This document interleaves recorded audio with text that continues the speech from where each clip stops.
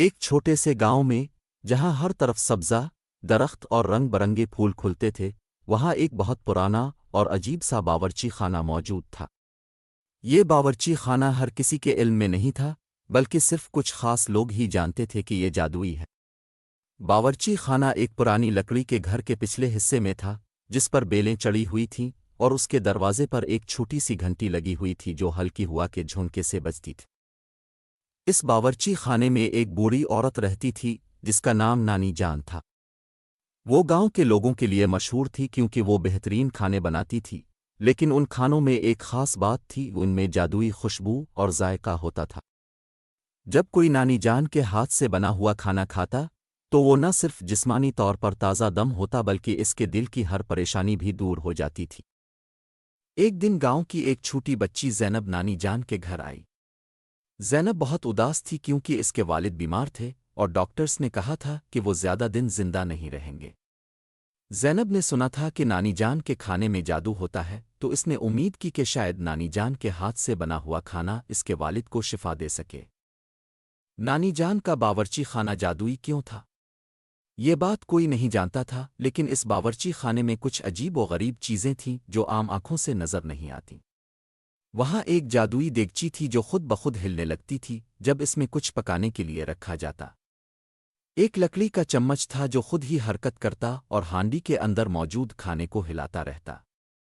نانی جان کے پاس جادوئی مسالے بھی تھے جو کھانے میں ملے جاتے تو اسے ناقابل فراموش بنا دیتے۔ نانی جان نے زینب کو دیکھتے ہی اس کی پریشانی کو بھانپ لیا۔ وہ اسے پیار سے اپنے پاس بلائیں اور بولیں، بیٹا پریشان نہ ہو، اللہ کی مرضی میں ہر چیز کا حل ہے۔ آؤ میرے ساتھ باورچی خانے میں چلو، ہم کچھ خاص بناتے ہیں۔ زینب نانی جان کے پیچھے پیچھے باورچی خانے میں چلی گئی۔ جیسے ہی وہ باورچی خانے میں داخل ہوئی، اسے فوراً محسوس ہوا کہ یہاں کچھ عجیب سا ہے۔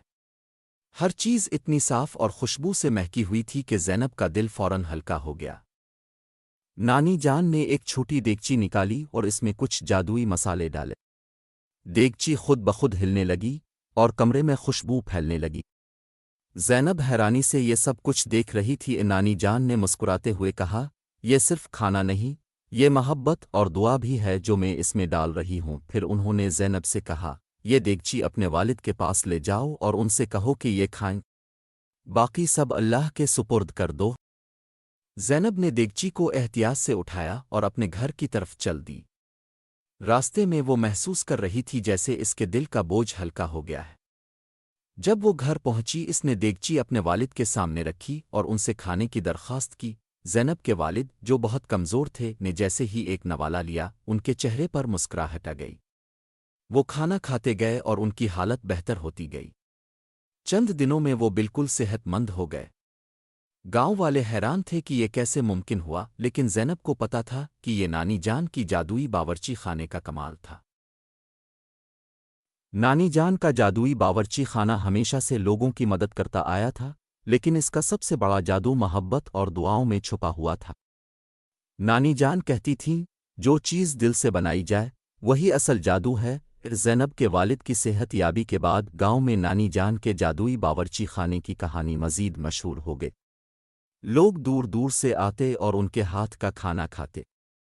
ہر کوئی اپنے دل کی پریشانیاں اور جسم کی تھکان وہیں چھوڑ کر۔ وقت کے ساتھ ساتھ نانی جان بوڑھی ہو گئیں، لیکن ان کا جادوئی باورچی خانہ ہمیشہ زندہ رہا کیونکہ وہ محبت اور دعائیں کبھی پرانی نہیں ہوتیں۔ یہ کہانی اس بات کا ثبوت ہے کہ حقیقی جادو نہ صرف ان چیزوں میں ہوتا ہے جو ہم دیکھتے ہیں، بلکہ وہ محبت، دعاؤں اور نیک نیتی میں بھی ہوتا ہے۔ نانی جان کا باورچی خانہ ہمیں یہی سبق دیتا ہے کہ جب ہم دوسروں کے لیے دل سے کچھ کرتے ہیں تو وہی چیز سب سے بڑا جادو بن جاتی ہے۔